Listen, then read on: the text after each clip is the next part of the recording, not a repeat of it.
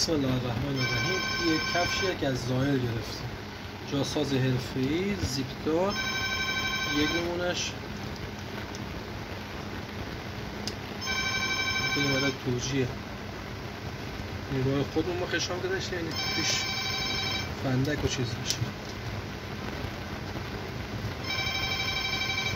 خشام از سوی دارم. یکی دیگه هم نگاه خوش. یک چاقو، یکی دیگه هم هست.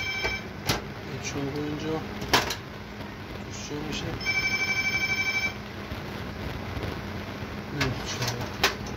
اینا همه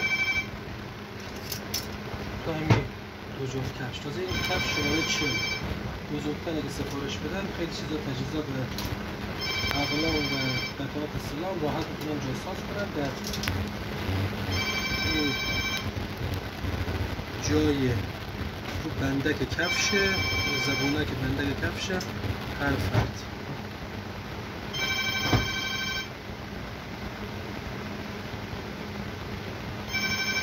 بسته میشه یکیش هم طبیعی و طبیعی.